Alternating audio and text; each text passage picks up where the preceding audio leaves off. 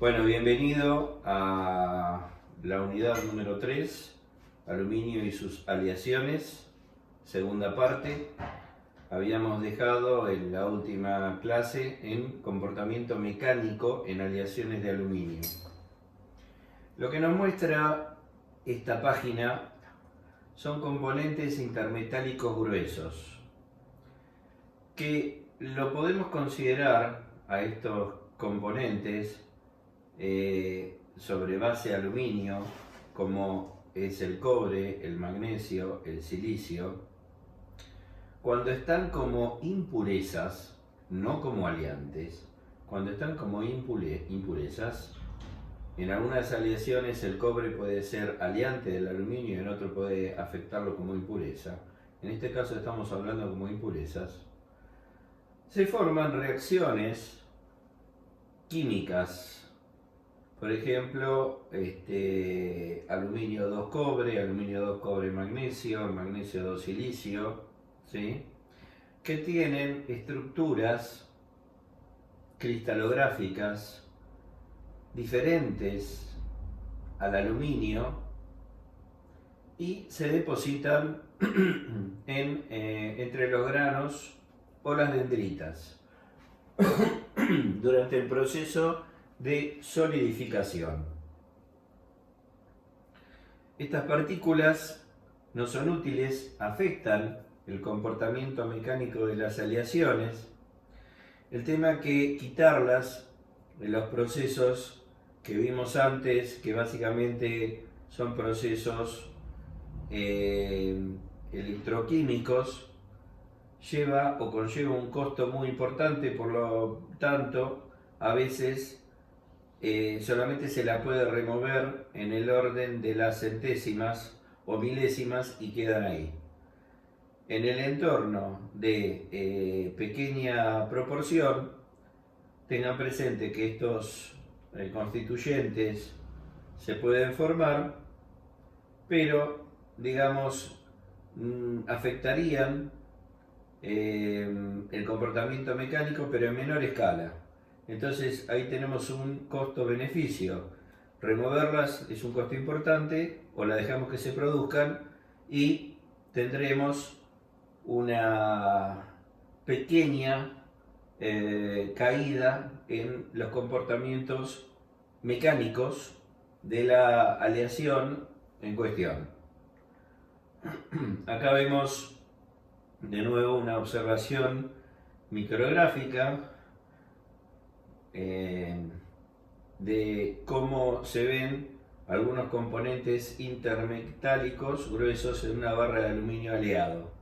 Esto directamente es con una magnificación determinada, corte pulido e inspección metalográfica en microscopio común. Vamos a ver ahora un efecto de corrosión bajo tensión o stress corrosion cracking, como se llama en inglés, ¿sí? Volvemos a ver hacia la izquierda un pitting con una amplificación o una, digamos, una visión a 200 micrones de magnificación, y a la derecha la corrosión por estrés térmico se da cuando hay una carga aplicada simultáneamente y un efecto de corrosión intergranular. Entonces, en este segundo caso, estamos en presencia de corrosión por estrés o cracking stress corrosion. Vamos a ver entonces ahora lo que son las fundiciones de aluminio, ¿sí? Siempre decimos que en aceros pasa lo mismo. Por un lado es digamos, el proceso de fundición en sí, que es llegar a un punto de fusión en un crisol, tener un aliante determinado. De ahí ese proceso nos origina dos posibles corrientes distintas. La fundición sobre molde estático o un proceso de volcado en molde vertical. Ese molde, de acuerdo a cómo sea su estructura, si es un redondo, originará una barra o billet. Si es forma rectangular, originará un cake, que después va a proceder a procesos de laminado. Los redondos van a procesos de fusión, de extrusión, por lo cual en esta primera parte vamos a ver todo lo que es la fundición de aluminio en moldes, que es distinta y tienen estándares parecidos, pero en algunos casos distintivos, de aleaciones, según si es en molde vertical o como se conoce en inglés casting, o si es en fundición en molde estático o fundiciones de aluminio.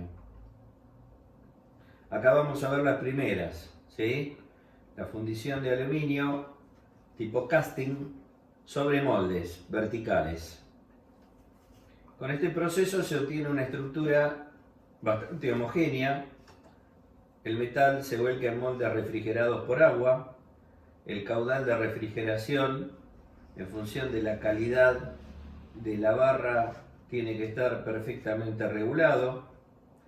Obviamente el metal solidifica primero en el fondo, que es el que está en contacto con el agua, y en las paredes, porque las paredes del lingote, que generalmente obviamente es un lingote de una aleación superior en propiedades mecánicas a la barra, porque no tiene que justamente disolverse o fundirse, tiene un proceso de enfriamiento, ¿sí?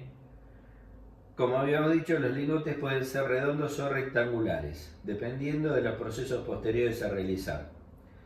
Lamentablemente este año no vamos a ver procesos de transformación, como se veía en años anteriores, en el primer curso de tecnología de los materiales.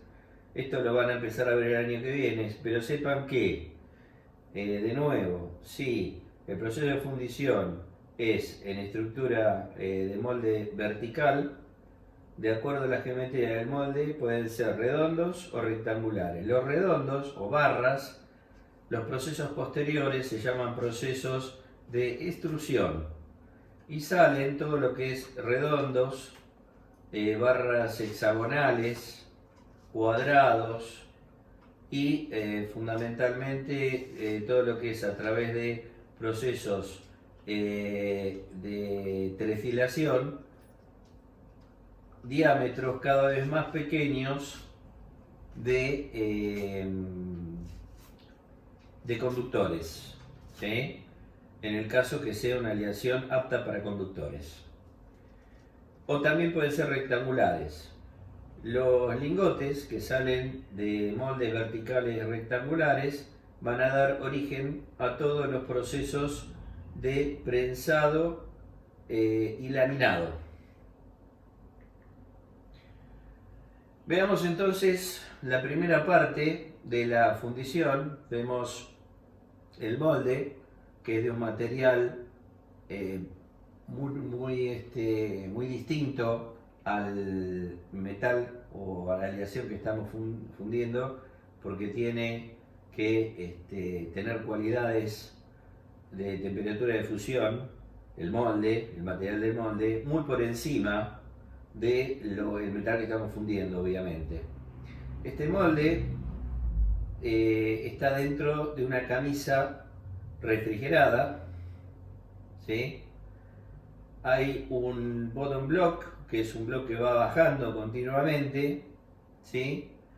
Esto puede dar origen a coladas continuas o semicontinuas. Hay un feeder o alimentador, directamente cae el crisol, el metal fundido. Hay una zona en color naranja en donde ahí se va a solidificar, se va a ir solidificando ahí, eh, cada vez la viscosidad es mayor hasta llegar hasta formar el redondo totalmente sólido. Y a la derecha vemos cómo son los procesos de enfriamiento en función del tamaño de grano. Los tamaños de grano hacia el fondo y hacia los costados van a ser más chicos porque ahí tienen un proceso de enfriamiento rápido. En el centro van a tener mayor tiempo de acomodamiento, esas estructuras cristalográficas que darán origen a tamaños de grano mayores. Entonces ustedes dirán, pero ¿cómo? En una misma barra vamos a tener distintos tamaños de granos y distintas propiedades mecánicas. Sí, en general las propiedades mecánicas van a ser las que le den la aleación con un gradiente, una diferencia entre lo que ocurre en la superficie, en el fondo, y lo que ocurre en el alma de la barra. En los procesos posteriores que sufren estas barras o estos cakes, esto se va a ir minimizando, ya que esos procesos de transformación a su vez lo que le van a dar también es diferente tamaño de grano. O sea, esto no queda así en la pieza final, salvo que estemos hablando de fundiciones sobre molde,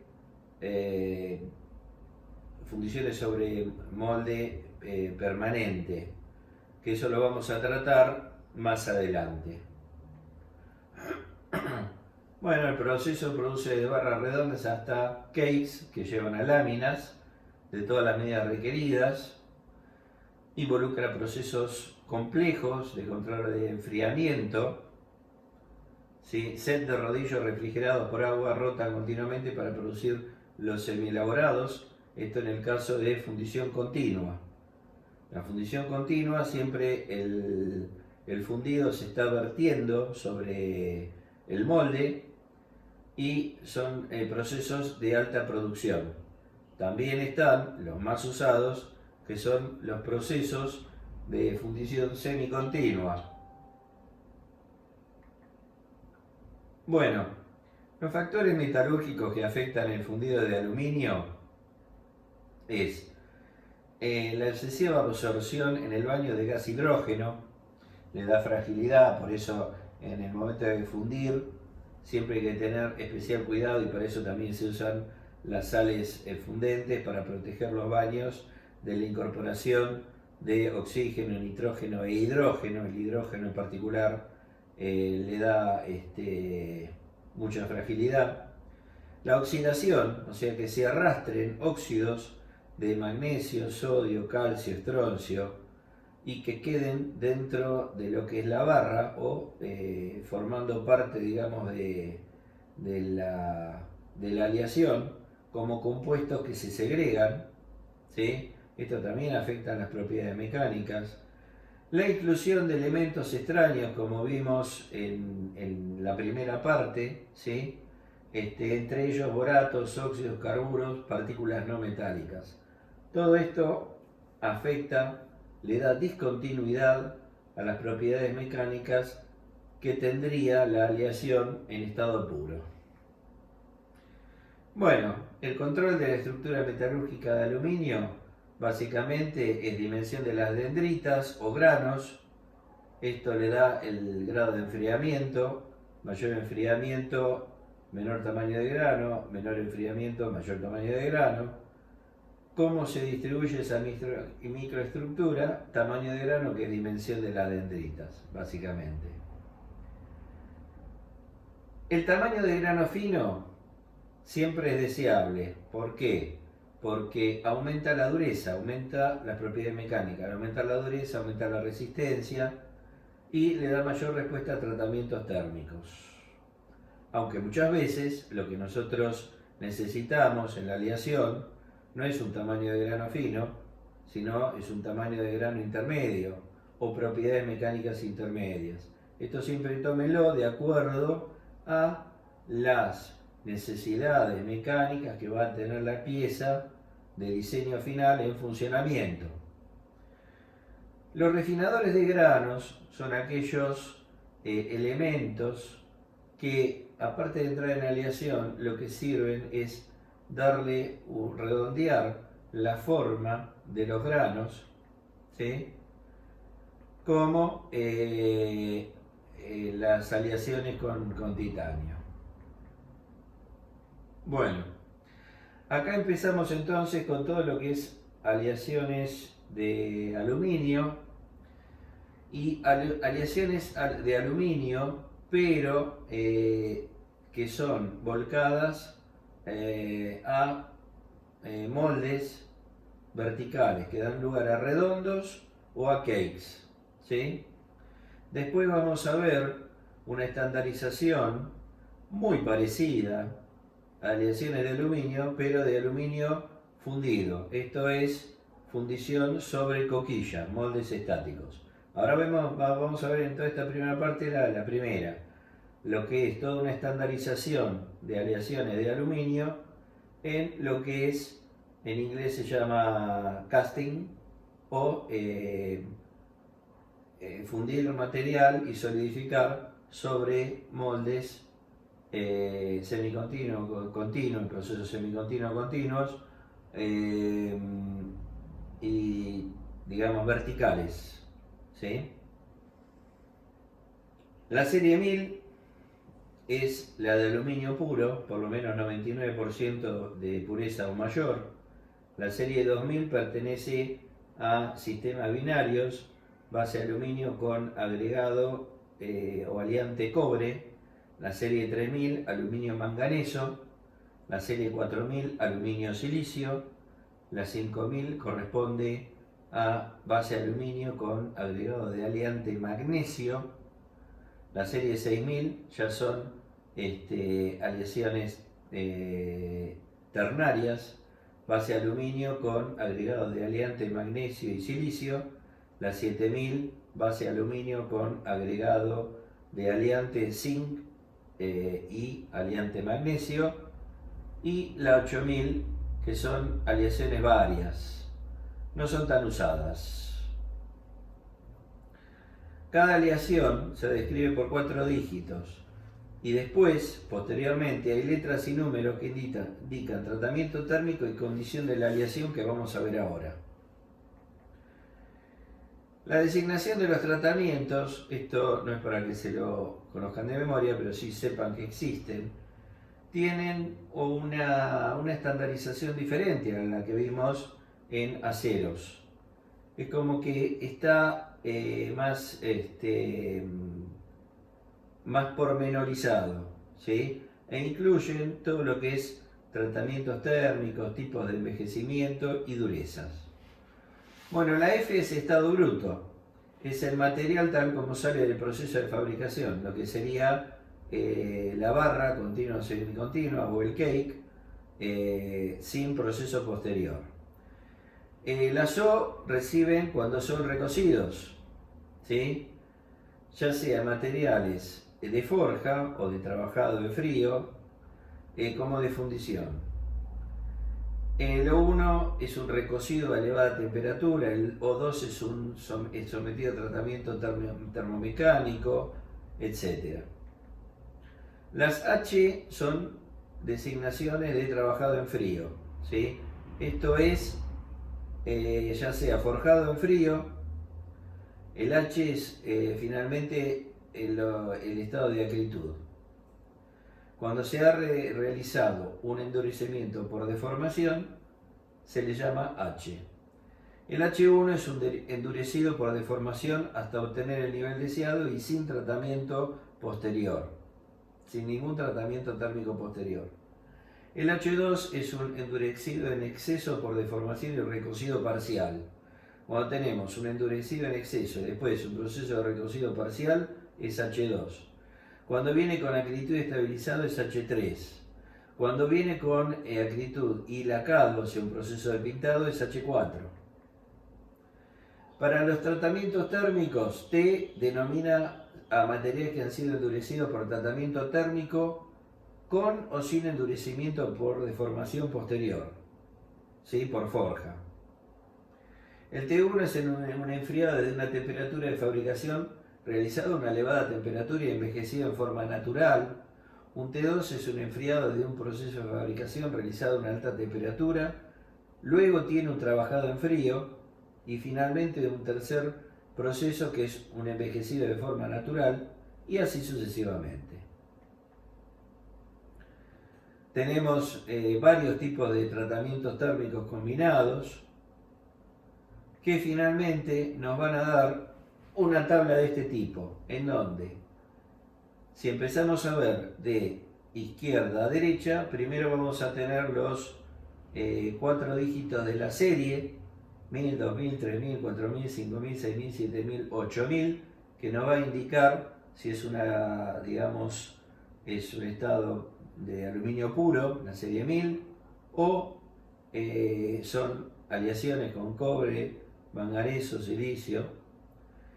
Algunas de ellas, por ejemplo, van a poder ser con tratamiento de recocidos, productos forjados, la O, con trabajados en frío y aumento de dureza, la H, tratados térmicamente y estabilizados, la T, o sin tratamiento. ¿Sí? Quiere decir que, por ejemplo, el trabajado en frío, el H, puede tener 3 niveles: trabajado en frío solamente, trabajado en frío y parcialmente forjado, o el número 3, trabajado en frío estabilizado. Aparte, esas mismas pueden ser por el tipo de dureza, más duro o menos duro, desde menos duro, 2, 4, 6, 8, 9. Un 2 sería un cuarto de dureza, un 4 sería medio dureza, el 6 tres cuartos de dureza. Los tratamientos térmicos tienen más procesos, ¿sí? Tienen en general 9 posibilidades, por lo que nosotros, si hablamos de una serie 3000 H22, diremos que la serie 3000 es aleación de aluminio manganeso, H es porque es trabajado en frío con aumento de dureza, 2 es porque fue trabajado en frío y parcialmente forjado, y el último 2 es porque tiene un cuarto de dureza. Bueno, esas son una de las tantas definiciones. En este caso, en aluminio se avanzó más que en aceros en llegar a lograr una estandarización con composiciones químicas y con distintos tipos de tratamientos posteriores. Las denominaciones en inglés es la BS, British Standard, uso de ingeniería en general, las de uso aeronáutico denominado como serie L, o el DTD. Bueno, para el aluminio forjado vamos a ver que las que no son tratables térmicamente, pues no tiene sentido hacerlo porque sería contraproducente, serían finalmente muy frágiles, por eso no se pueden tratar. Serían la serie 1000, la 3000, la 5000 y la 8000. Y aquellas aleaciones que son tratables térmicamente son la 2000, 4000, 6000 y 7000.